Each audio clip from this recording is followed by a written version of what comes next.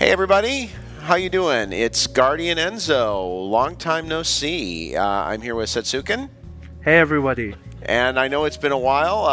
Life happens. We're glad to see you. Thanks for sticking with us. And I know Setsuken, you wanted to talk a little bit about what's been going on while we've been away. Sure, so I guess I wanted to talk about why we've been gone for a while. And it's not that we haven't been working on things. Definitely, Guardian Enzo for sure has been recording some stuff and some content, and we'll be getting that going. I just got a little bit busy recently and was not able to do like a wealth of content that we've been working on. So I just wanted to update the viewers. We're gonna do some things. We're going to change the format of this anime chat a little bit, and then I'll also be working on getting the content that Enzo worked quite diligently to get prepared for you guys. So I guess that's kind of it. You kind of want to talk about the new format then, Sure. Guardian Enzo?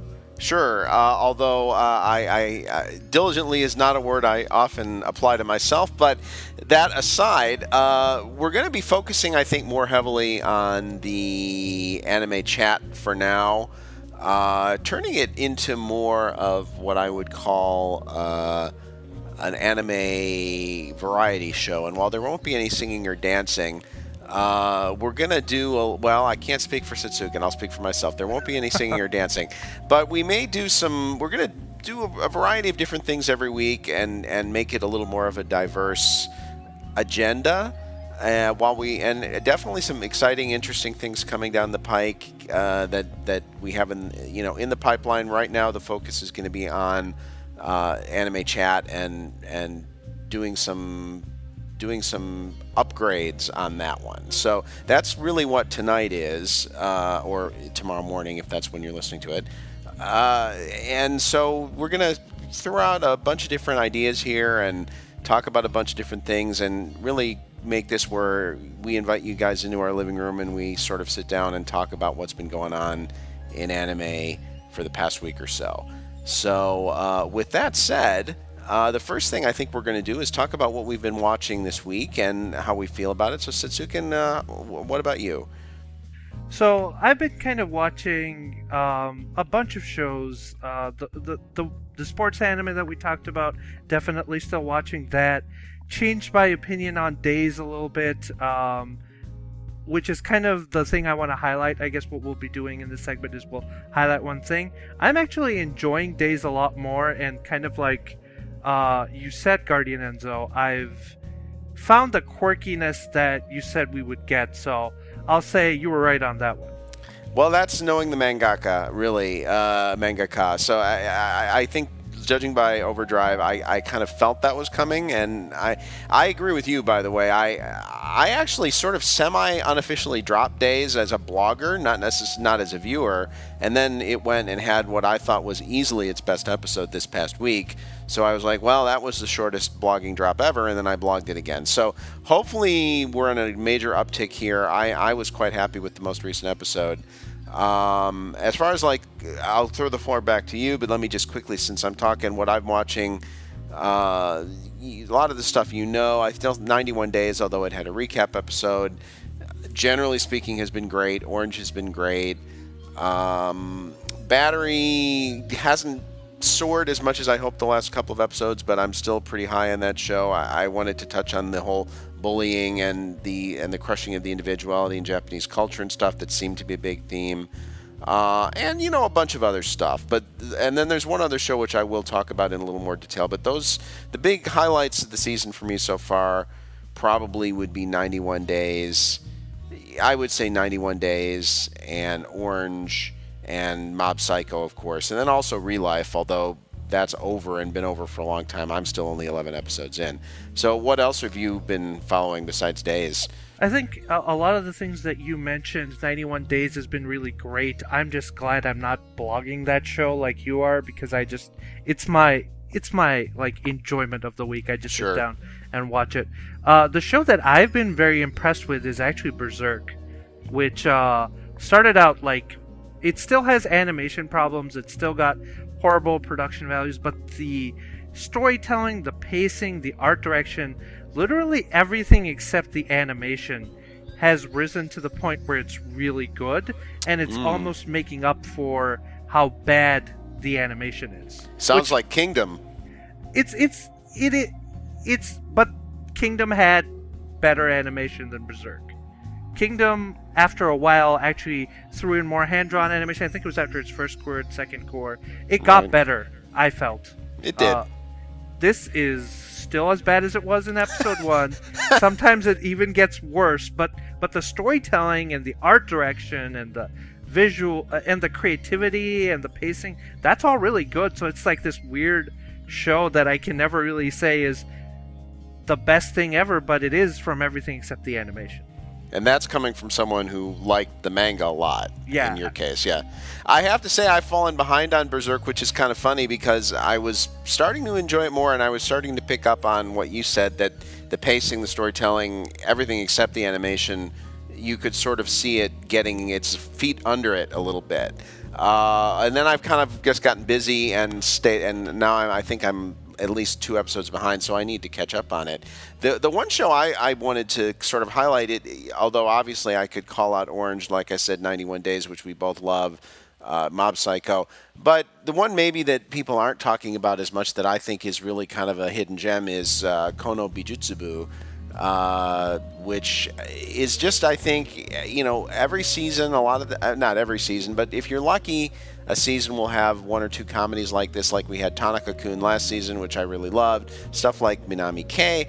It's just a great, quirky, smart, well-animated, really funny, really sweet, and just a little bit ecchi comedy, which I don't think is getting nearly as much love as it deserves, and I've found myself thoroughly enjoying every episode. I don't know if you're watching that one, but I really like it. I think it's a very appealing comedy, and I think it's got a lot of things that could appeal to a lot of different anime fans if they would give it a chance. I agree. I definitely am liking it. It's kind of like whenever I am feeling down and I just need kind of something that isn't super engaging, although it is, it doesn't feel overbearing in any way. It's relaxing in a way. And it like you said, it's cute. It's got a really nice romance element to it. One thing I want to say before we move on is I think we definitely, not this week maybe, but next week, maybe make it something like the topic of the week or something. We need to talk about Mob Psycho and some of the other heavy hitters that you mentioned. Because there is an opinion among many people that those are like really good shows this season. I would be one of them. So, yeah, I could think we could talk just in terms of Mob Psycho. I think you could easily go topic of the week just on the animation side. Oh, yeah. As someone who appreciates the visual side of anime, I'm sure you see when you watch a show like Mob Psycho, when you watch a show like One Punch Man over at Madhouse, same author, you really come away impressed by the animation. I mean, just what's going, the sheer love of the art that goes into making a show like that. The great thing about Mob Psycho, of course, is that it's also like really interesting and well written, in my opinion, too. Not that One Punch Man wasn't, but I actually think Mob Psycho is the more interesting story. But again, maybe that's a topic of the week kind of a thing. Any other shows you're watching that you wanna call attention to?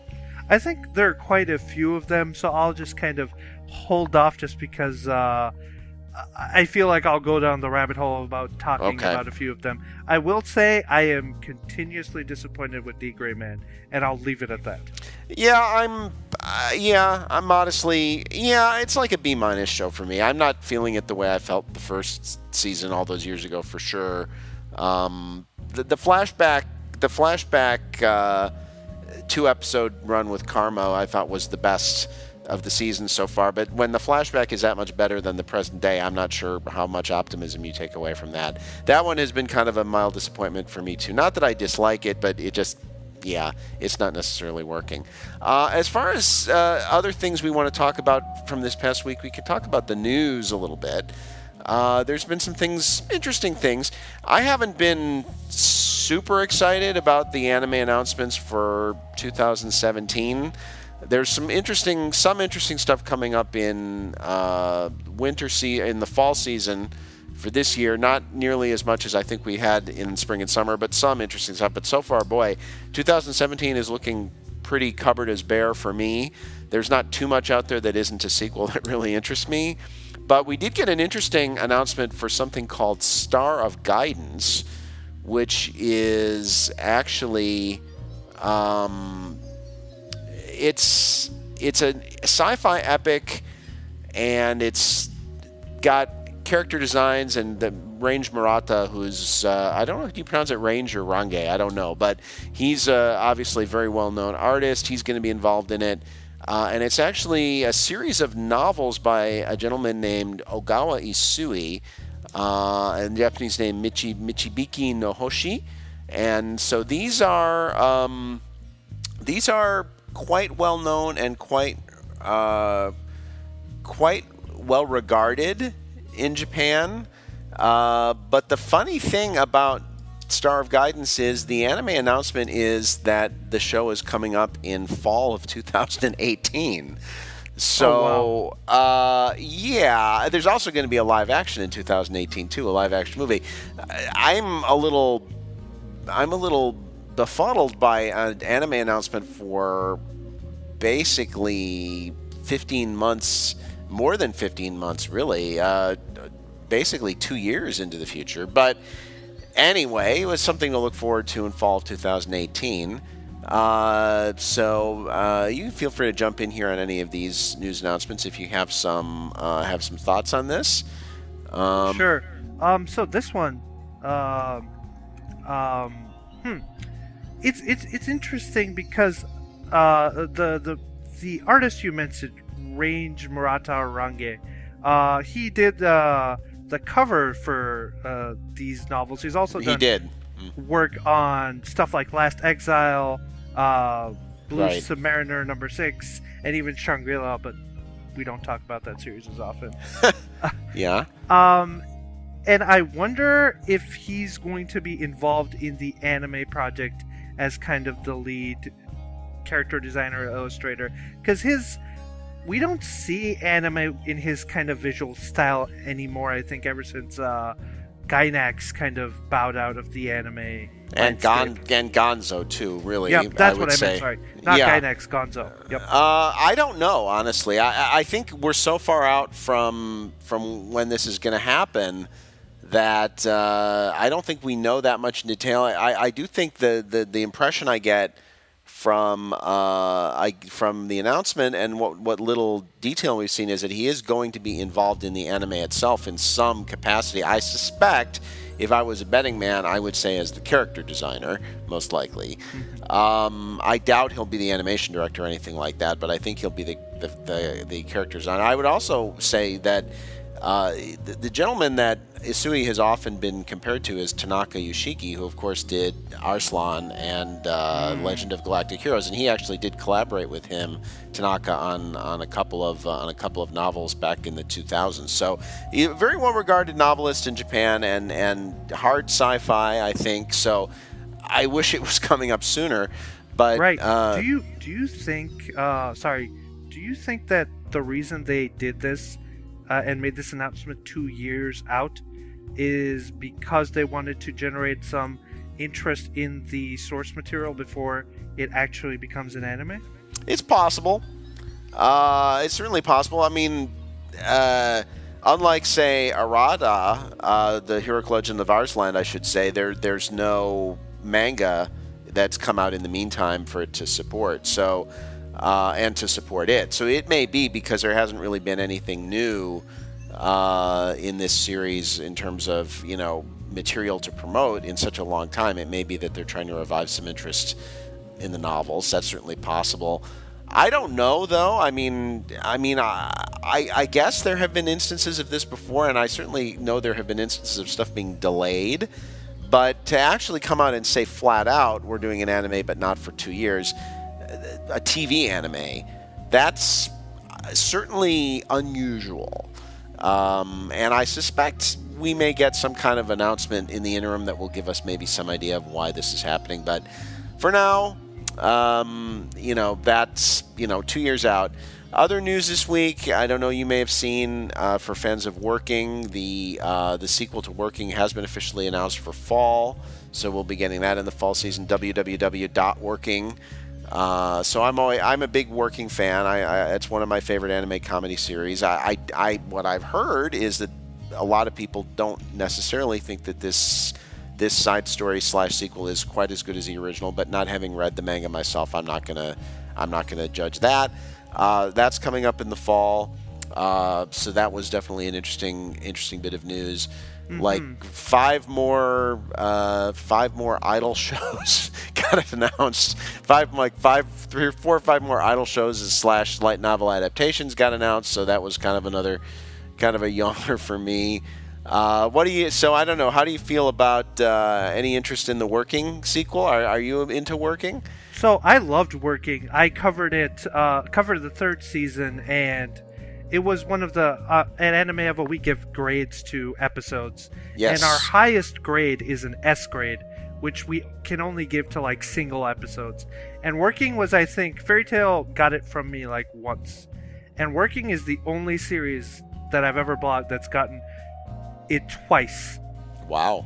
And one of them was the whole like episode where one of the couples got together after a long time coming. It was a secondary couple. Yes. What's his name? The cook. The girl with the katana. Yep, and the cook. Yep. I'm not too good with the names when it comes to Working for some reason, other than Pulpera. She's the only one whose name I remember. But and Yamada, of course. But yeah. That was the one you gave that one an S, huh? Yep. And then the ending was just so well done. The special that they did, it just showed a level of respect and love for the source material where they didn't even try to like cram that into an episode. They took some time and then they did it right, and I think the both of us really appreciated them for doing that. I absolutely did, and that's about as good an ending as a TV anime can hope to get. Right. Now, the thing about Working, I think, is that it's always sold well enough on disc that they could make a move like that. The production committee could say, okay, we're actually going to end this on a special, because it cost money to produce that extra. It really was a double episode, effectively. But they knew that when they released it on Blu-ray, it would sell well enough to pay for itself. Unfortunately, a lot of series don't have that luxury. Although it should be said that there are series out there that have sold, even better than Working, that have had rushed TV endings, which does frustrate you a lot.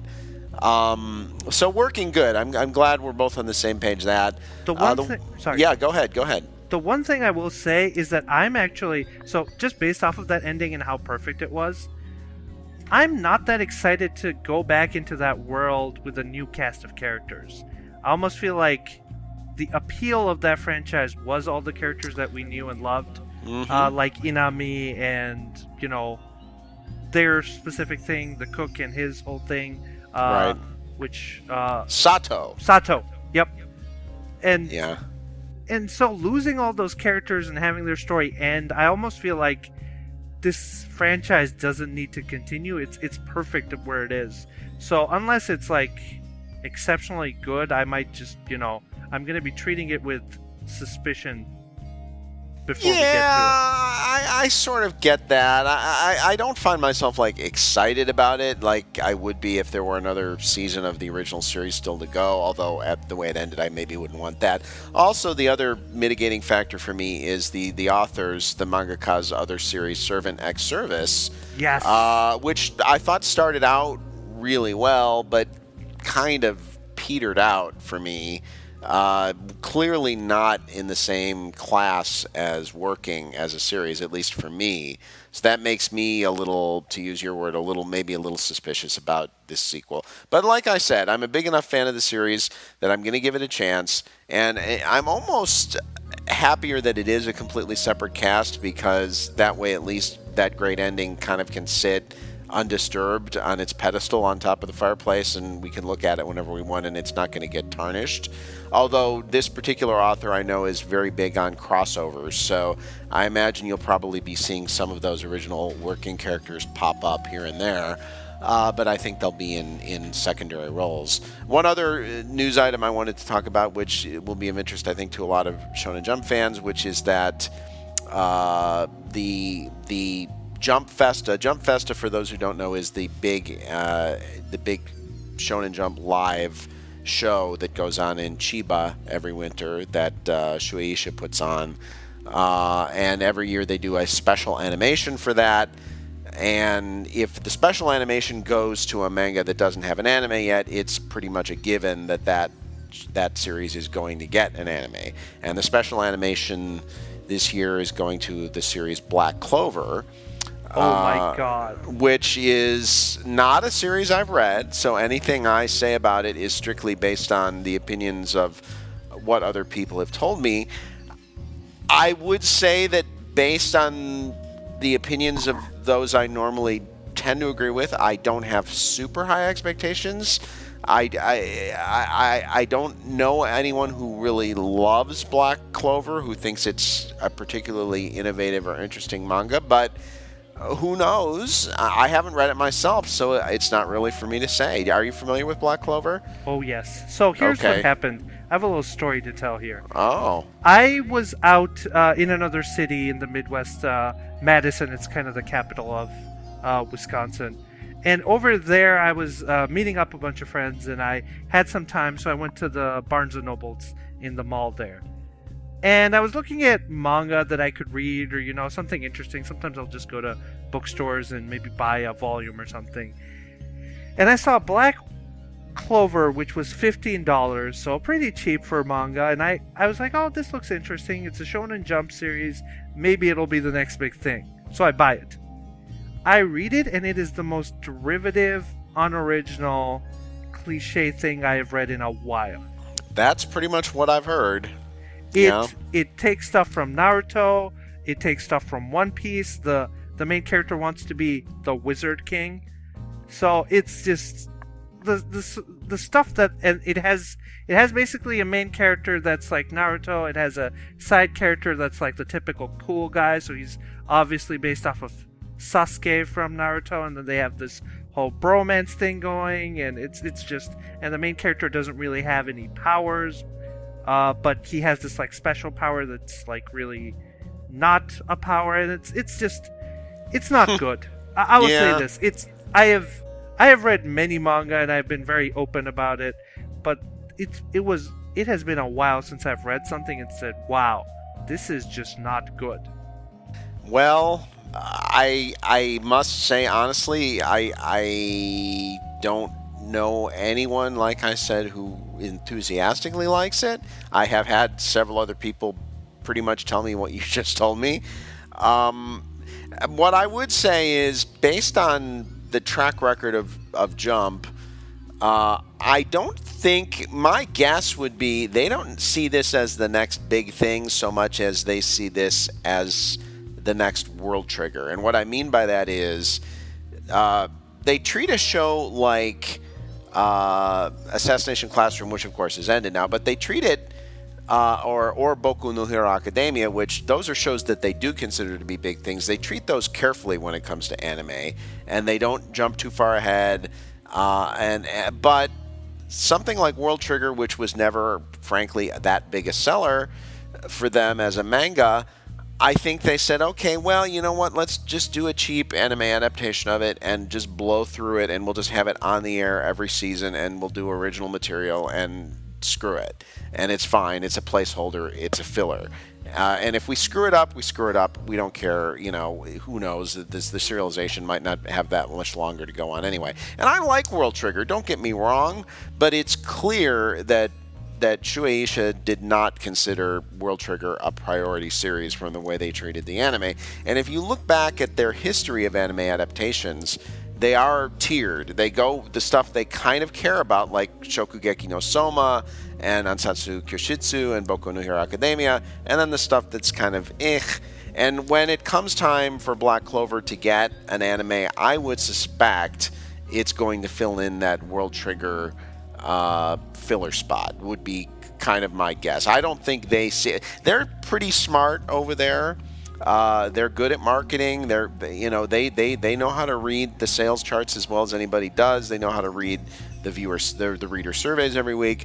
I don't think anybody over at Shonen Jump is thinking, Black Clover is going to be the new Bleach. But that being said, Hunter x Hunter is on hiatus again. And we don't go into that again because we've talked about it, but it's on, whatever you may think, it's on hiatus again. Bleach, of course, is over, which is any discussion of the week's news stories. You'd certainly have to talk about that. They are losing some titans over there, and they're looking, I'm sure, I think they feel like Boku no Hero is showing them what they wanted to see. The anime did fine. There's going to be a sequel to the anime coming. The manga is selling very well. It's getting a lot of crossover appeal. It's popular in the States. I think you're going to see it probably show up on Toonami at some point in the future. So I think that's definitely, they may not see it as another quote-unquote Big Three series, but I think they see it as a tentpole series for them. But, Ansatsu Kyushitsu ended too, of course, which was the huge seller for Jump. So they've lost a lot of commercial clout over the last year or so, and I do think that they may be looking really, really hard and saying, what's gonna be the next big guy for us? And if you even look at the guys who did Bakuman and Death Note, well, they're doing a new series, Plotting to End, but that's a monthly, so that's not running in Shonen Jump, and they probably wanted it to, but those guys were like, we don't want to deal with a weekly serialization. And if you read Bakuman, you know why. So I mean, I do think that Jump, of course, it's still the biggest commercial powerhouse in manga, but I think it's got to be nervous times over there. At their headquarters, which was about 3 miles from my Tokyo apartment. I think they're probably a little nervous about that, and they're looking for what the next big thing is going to be. I don't think they think it's going to be Black Clover, but I do think they're looking hard to try to see what it's going to be. The one thing I will say about Black Clover is maybe after the first volume it gets really good, and maybe it's just one of those manga that have a slow start. It is worth noting that Yuki Tabata, I believe, is the mangaka. It's his first manga, right? And he's been an assistant on a few big names here and there, and so maybe I'm giving him a really hard time here. It does have some good things to it. I mean, it's derivative, but at least it's pulling from the right things. It's pulling from Naruto. It feels a lot like Nanatsu no Taizai, Seven Deadly Sins. Yes. The world feels like it's literally a copy and paste of that, in terms of look and feel, and that kind of tavern-esque European fantasy world. Right. So I think it'll do fine. I think you bring up the big point in that Shonen Jump has probably lost most of their big things right now. Naruto ended a while back. Bleach just ended, and so they're probably looking to bolster for the future. And they've still got One Piece, but that's the biggest, still even to this day, the biggest commercial powerhouse in manga. But I mean, Oda can't go on forever. I mean, so, the guy has been not sleeping. He sleeps 4 hours a day. And he can't go on like that forever, even though it's the story crazy. Continues to be phenomenal, but it's just wow. Yeah, I mean, I'm not a huge One Piece fan, but I certainly don't dislike it by any stretch of the imagination. I'm not like a fan, but I do have a tremendous respect for somebody who's been able to do what he's been able to do for so long without just cratering, and there have been a few arcs that have, been a little dodgy. I think even fans would probably admit that. But for the most part, he's avoided jumping the shark. And considering how long he's been at this and how few breaks, There have been a couple of short breaks for health reasons and stuff, but they're really, I mean, you look at somebody like Arakawa, who I love, but that's the other news story we could talk about. She's coming back with Gin no Saji Silver Spoon. That's resuming publication on August 31st. That's a good segue. And, you know, she also does the Arslan manga, of course. And I think she's wonderful, and I think she's got good reasons for taking her breaks. But, you know, her publication schedule is pretty erratic, and she's, you know, much younger than Oda. So there aren't many people. And then you've got someone like Adachi Mitsuru, who again I adore as a mangaka, has done some of my favorite baseball and other sports related stuff, but kind of legendary for starting series and never finishing them. There's so many false starts in his career, it's not even funny. So I mean, what Oda has done is incredible, but if you were wouldn't you feel nervous if you were Shueisha and you had so many eggs riding in the basket of somebody who, as you said, has been sleeping 4 hours a day while doing this for, 30 years? Mm-hmm. That's a little scary. If he kicks over, God forbid, but let's say he decides next week, I'm done, I can't do it anymore. I mean, no Naruto, no Bleach, for now, no Hunter x Hunter. The biggest of their next-gen titles was Assassination Classroom. That's gone. That's like huge gobs of pressure on Boku no Hero Academia, which I adore, I love, but I think it's just, pardon the pun, a little too quirky to be as big as Naruto or Bleach or One Piece. It's not that kind of series. It's a little bit more. I think it's a little bit more quirky, a little bit more oddball than those series, and I think it's already very big, and I think it's going to continue to get bigger, but I don't ever think it's going to be Big 3 big. I don't think it's his next series will be Big 3 big. That's my guess, but I don't think Boku no Hero will ever get to be Big 3 big. So if Oda decided tomorrow I'm done, yikes. I don't buy any green bananas if you work for Shueisha, because who knows what's going to happen. But Shonen Jump abides. They have a way. They've been doing this for a long time. They have been relying on a lot of series, though, that have been multi-decade series that are all of a sudden gone. So, it isn't so easy to simply push a button to say, oh, here's the next Bleach, here's the next Naruto. There may not be a next Bleach, there may not be a next Naruto. That's not a given that that's going to happen. Yeah, I totally agree. I think and Bakuman's a good indicator of how rare it is to find talent to that degree. I mean, Oda's been doing this for how long has it been? I don't even off the top of my head. I mean, it's been I want to say One Piece is got to be close on 30 years. Yeah, it started in 1997. It's that recently. 20 years is all it is, huh? I would never have guessed that. But yeah, okay, so 20 years. I mean, but 20 years, so 80 some volumes, I think, at this point. 80, 81, 82 volumes he's done. 82, yep. And the one thing I have to say, even more than the story, the artwork in One Piece is really, it's so distinctive and so singular, and that's another thing that you never see those Togashi like bar napkin scribble chapters with One Piece, at least not that I've ever seen. Pretty much every chapter looks like it's done professionally. Now I will say this, Togashi is, as we've talked about it here, he's kind of legendary for not liking to rely on assistants. In fact, there's a lot of people who say he's used his wife as like his main assistant for years. But Oda, I'm sure, and by no means is this a negative statement. I'm sure he has a stable of good, hardworking, talented assistants who helped to make his job doable. Right. I've never heard about Oda. In fact, some of Oda's assistants have gone on to be mangaka. So I think it's a given that he's probably. And again, Bakuman is a great primer on what it's like to be a weekly mangaka, and the role of assistants, as you can see from that series, very, very, very important.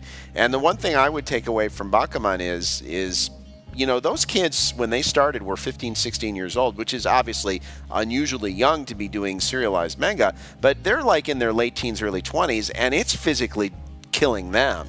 Right. So imagine what it's like for somebody like Oda or Togashi or somebody in their 40s or 50s trying to keep up with a weekly serialization. That's why the Bakuman guys decided to go monthly. I guarantee you that's why they decided to go monthly with their new series. That's probably why mangaka for D. Gray Man, she decided to go monthly as well because of health reasons. And I think that was a show or a story that actually suffered for it in a way. I don't know if you've read the D. Gray Man manga.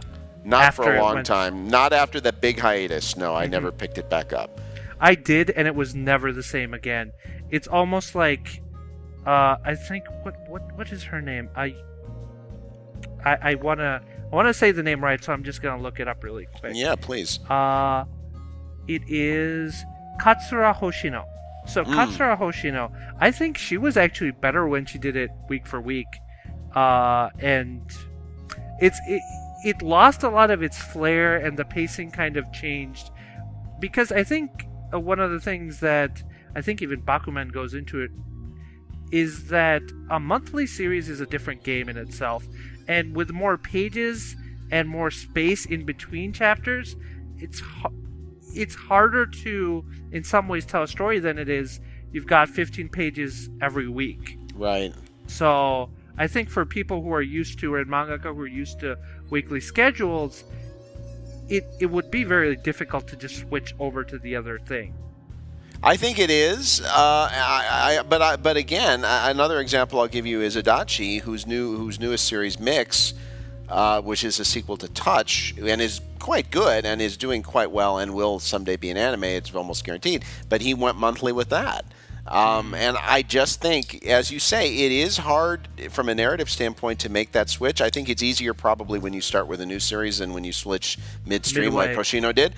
But that being said, the physical demand on the body is certainly less. And I think for people who have been in the business for a long time, I think that matters. And that's why another point who did it is with Vagabond as well. That switched from being a weekly to a monthly. And if you've watched Takehiko Inoue, if you look at the artwork in any of his series, but to me especially Vagabond, I mean, how that guy managed to do that on a weekly basis is beyond me. The artwork in that series is incredibly detailed, incredibly expressive.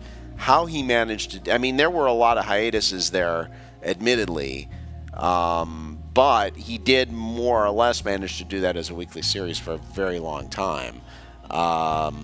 Well, you know what? It's interesting because what we were going to talk about as our topic of the week is anime and manga.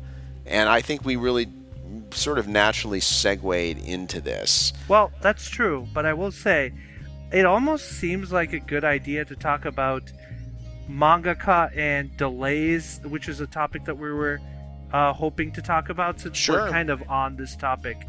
And you mentioned Togashi, Hunter x Hunter. And you also mentioned how he doesn't use assistants. I think the natural and instinctive reaction is, since his stories are so intricate, maybe that's all he should be doing. But I think it was you who brought up a really interesting point at one point in one of the many pieces that you've written on this topic, in that might be his creative process. Like, he might need to draw it in order to do it. Yes, it's not any kind of it's certainly not got any kind of brilliant insight on our part when we talk about Togashi doing that. Many people have suggested it, but when you look at the history of Hunter x Hunter and the history of all of the hiatuses, which we now know are the fault of him having, crippling back pain. and I think it's probably safe to assume that all along that's been the reason for it. The natural assumption is that it's because of the art that he can't keep up. And why doesn't he just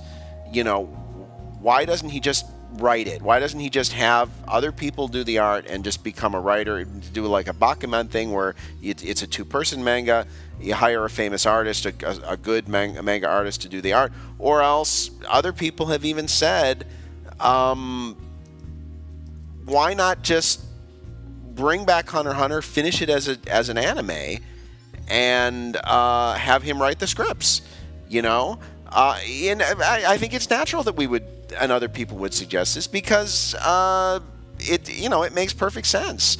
But it may just not make sense for him, because he's been doing this for a long time. I think you and I would be in agreement in saying Hunter x Hunter is one of the most intricately complex plotted manga in the history of manga.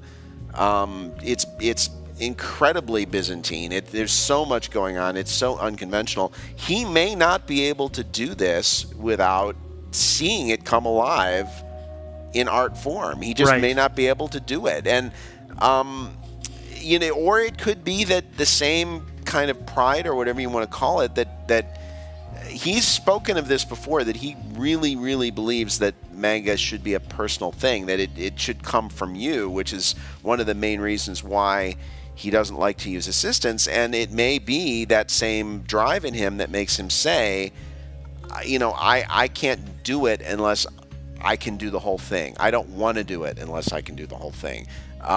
It's not Hunter x Hunter if I'm not giving you Hunter x Hunter. And as a fan, as selfishly, well, first of all, I admire him for feeling that way, but selfishly, I want more Hunter x Hunter. And I would be willing to say, yes, I'd be willing to see it end in anime form. I'd be willing to see somebody else do the art, just as long as I see the story come to its natural conclusion, whatever he has in his mind. But it's easy for me to sit here and say that, or for you to sit here and say that, or for anybody to sit here and say it. It's not our magnum opus. It's his, and he's earned the right at this point to finish or not finish it, however he sees fit to do it. And the way I've always said this, when I was doing my posts on the series itself, and people would rag on him on the hiatuses, I would say, why are we complaining about it taking Togashi 10 years to do something no other mangaka could do if you gave them 100? Right. But I get that, I get that it's frustrating, people who lived through Chimera Ant when it was only a manga and you would have some horrendous cliffhanger and then no new chapters for a year. Yeah, I get it. It sucks. There's no good answer to that. The Togashi conundrum, if we're going to talk about manga and mangaka and delays, there's no good answer to the Togashi riddle. It's a worst case scenario. I think so. And I think some of it might be what you mentioned with pride and the culture.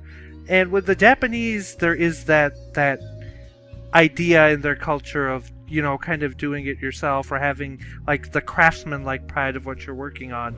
Right. I think, personally, I could see Togashi maybe doing like something more along the lines of storyboards, or kind of the rough sketches of it, and then having assistants do it.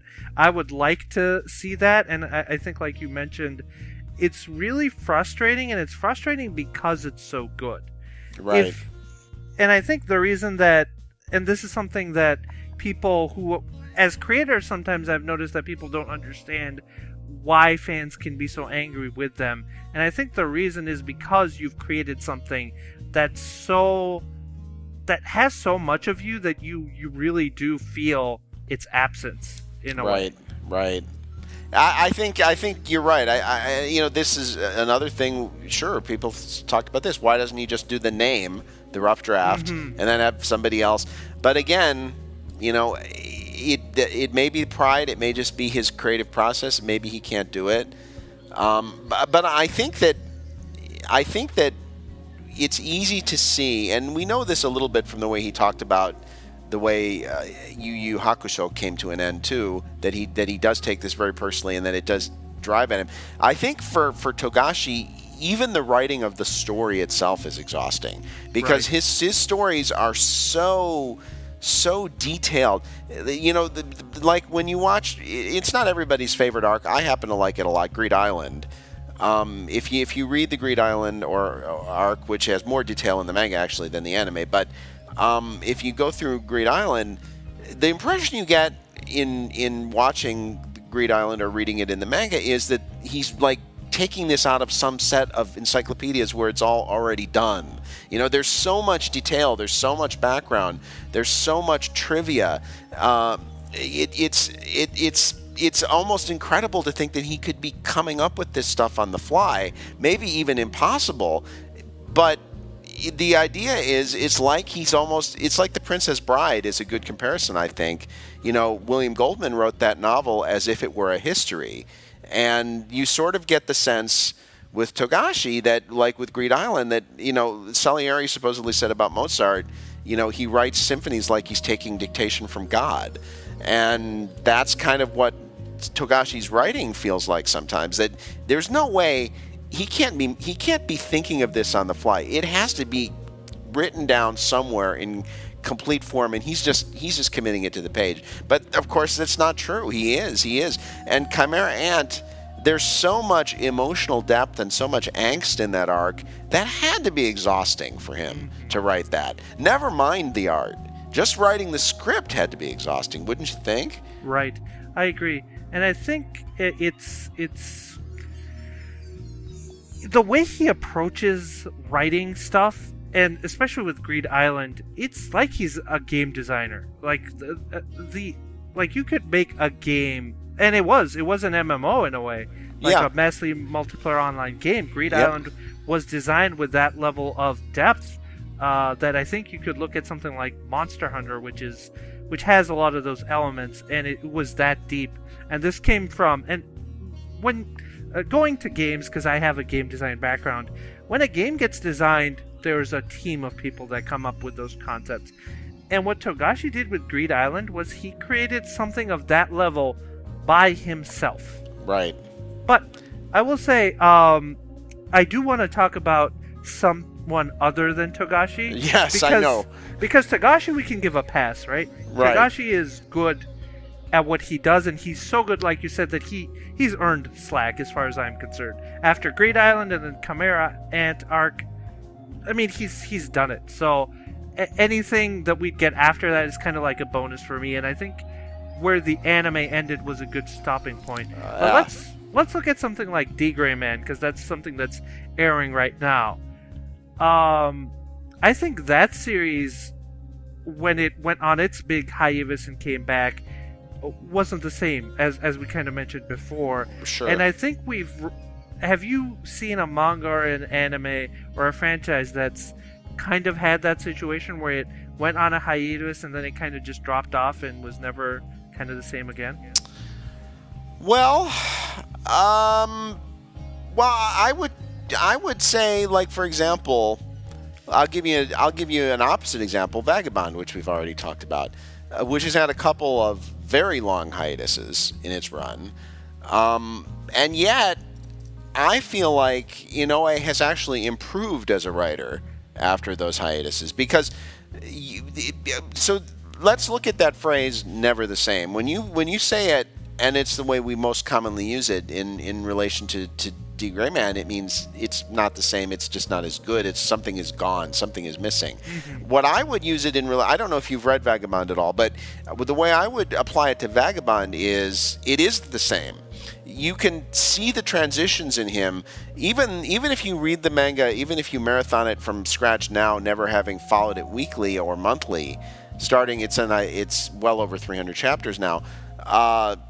I think you can tell where his hiatuses were, because every time he comes back, his style changes a little bit, but not in a bad way. I think he's becoming more mature. He's becoming more his style becomes more contemplative and more bittersweet, and whether that's a function of him getting older as he writes it, because he's been writing it for a long time, whether it's a function of the actual act of writing the story, which is just a very powerful, very personal story, whether that has changed him as a person and as a writer in the process of actually doing it, or whether he had some grand scheme in mind at the beginning that the story would always evolve in this fashion.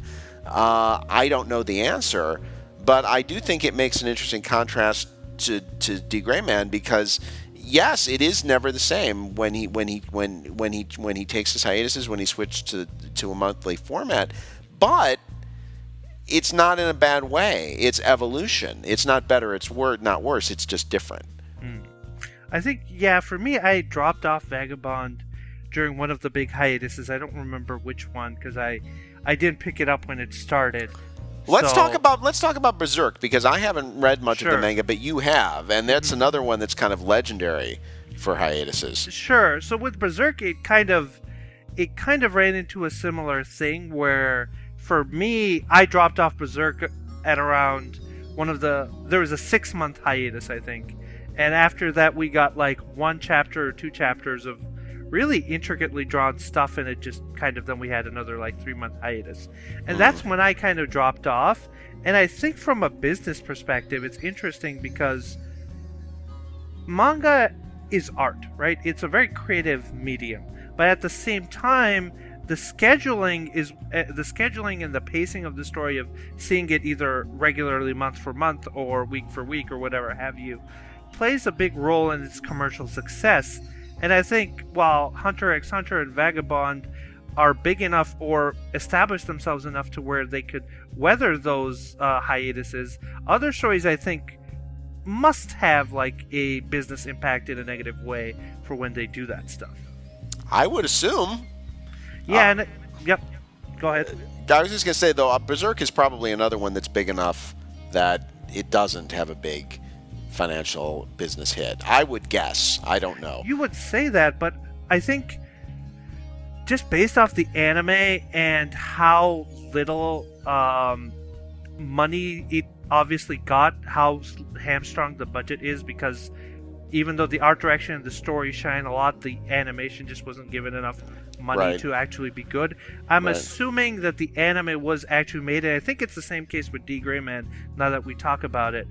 Those two were made to renew interest in the manga and kind of give it a renaissance or a revitalization, because I feel like those two, after having been established for so long and going through those hiatuses, and they've had multiple hiatuses.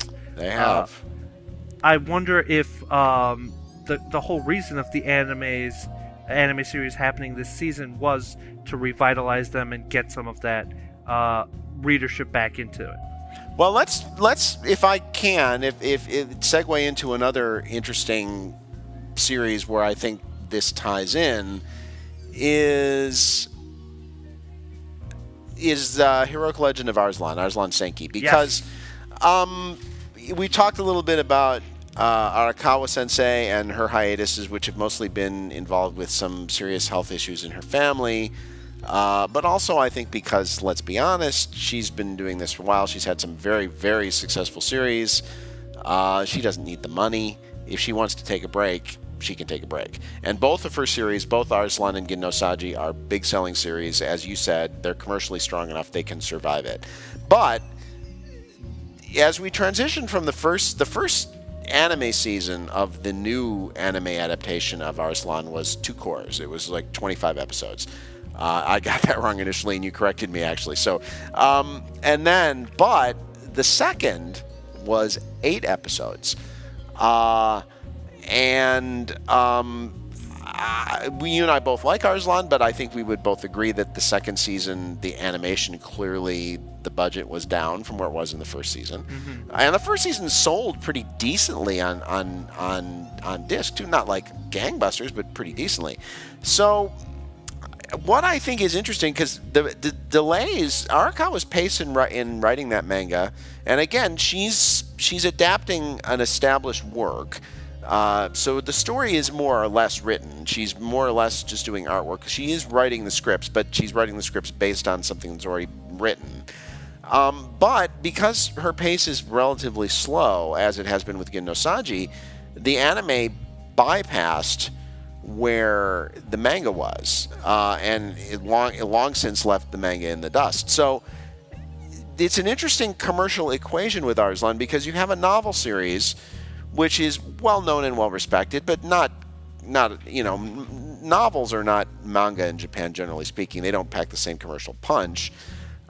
You have a manga which the anime initially certainly did some good cross-marketing back and forth with. They helped each other.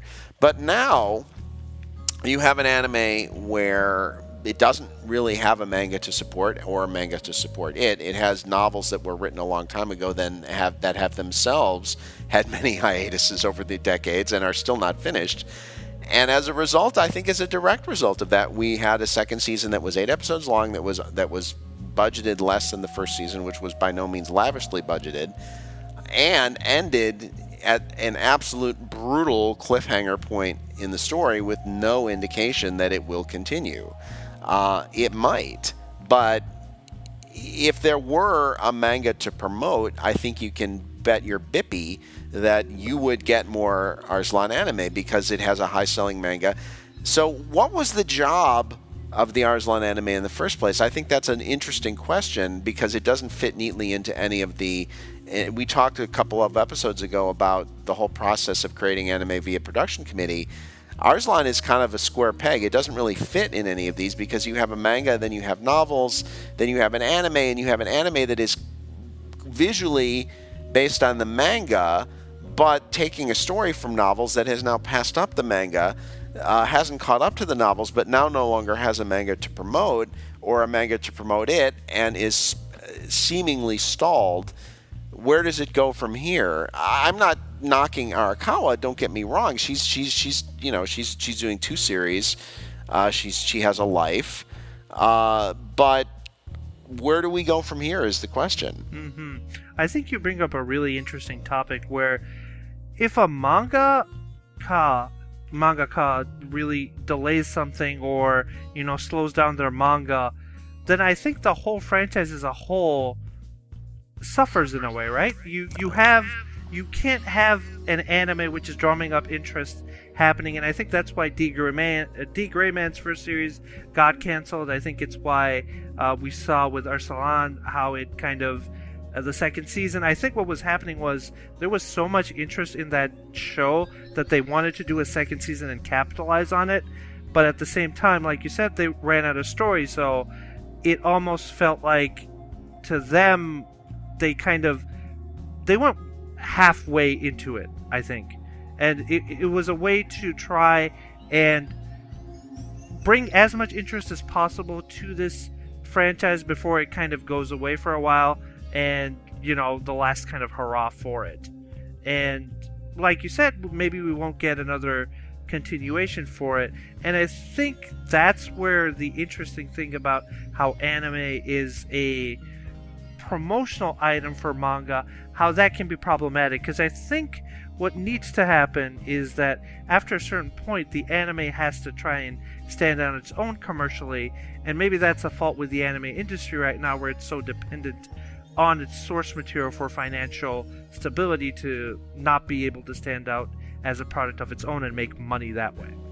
Well, I mean, it's true, and there are different commercial models. I mean, you have stuff like a lot of the Shonen Jump adaptations, which really are there mainly to make the manga sell better.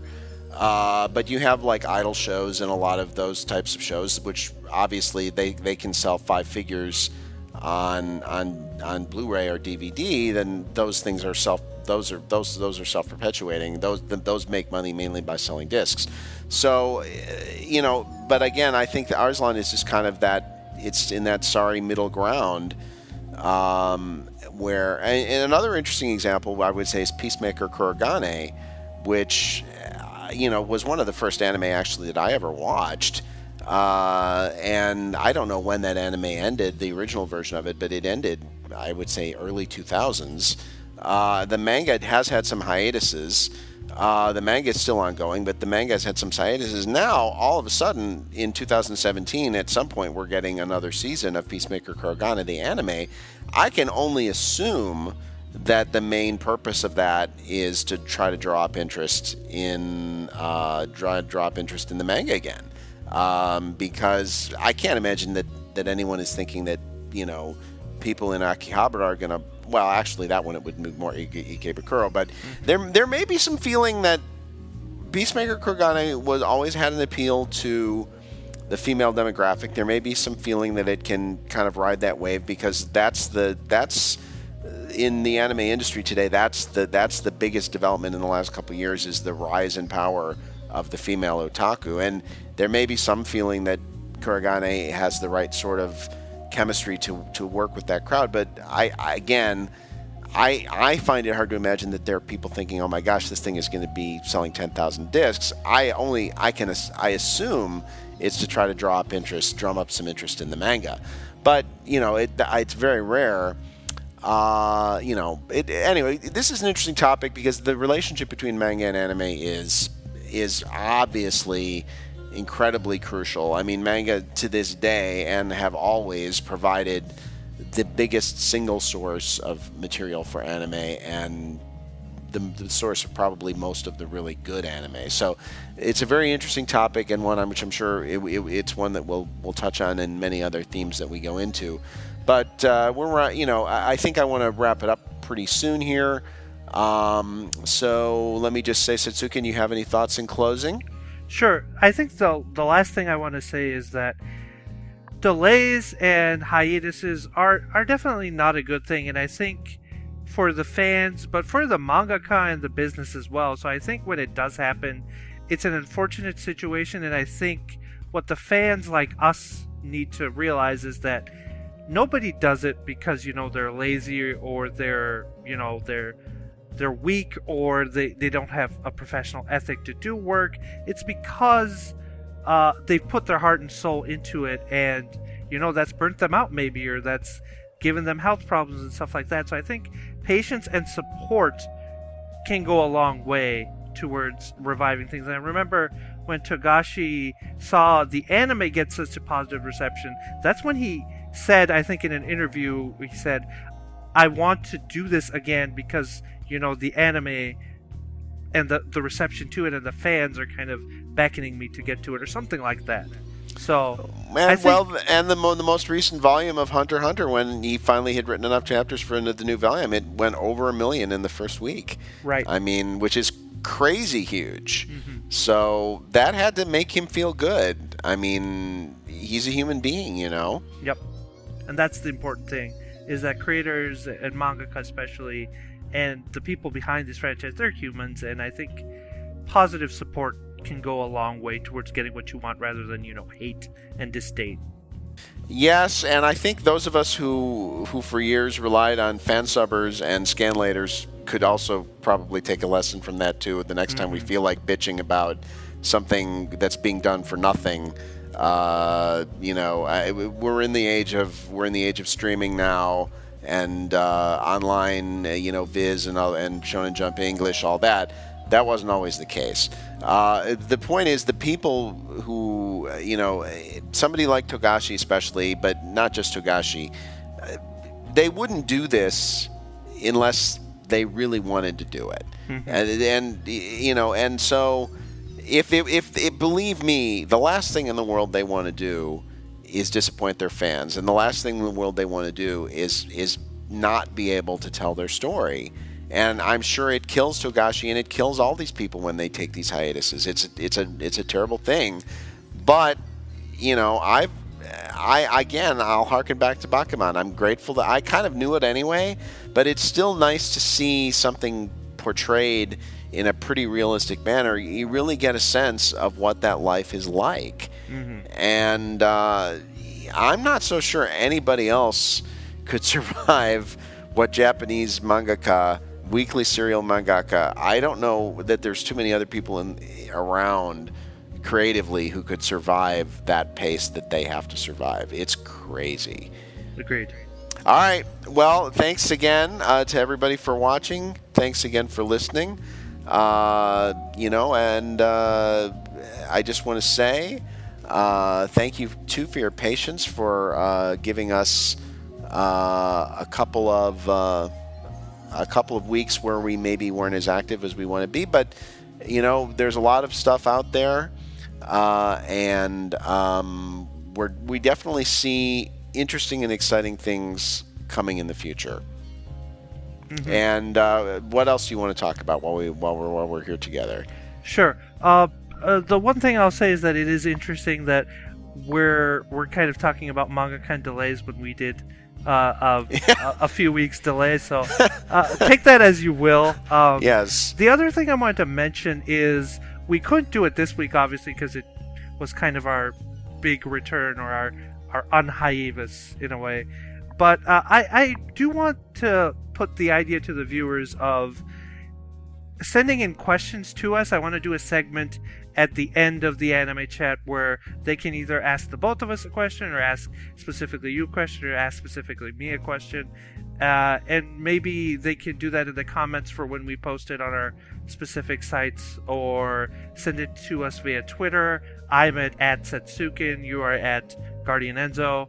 So it'd be cool to hear from you guys, and we definitely will be looking forward to doing this week for week and kind of make it more interactive as well, kind of like what we said when we started the channel. Yeah, absolutely. Use those comments and leave your questions, and we won't promise we'll answer every one of them, but we'll certainly do our best to answer a good sampling of them. Also, you can leave, as Setsuken said, we're both on Twitter. That's a great place to ask us questions. Or you can leave them in the comments on either of our websites as well, would be another way. So we definitely would look forward to doing that in our next segment, assuming we get some questions, which I'm sure we will. And I'm good. Anything else you want to talk about while we're here? No, I think that's it for this week. Look forward to next week. All right, thank you, Setsuki, and thank you very much to our viewers and listeners. We very much appreciate you spending an hour or so with us. And we'll see you on the next Anime Chat. Stay frosty.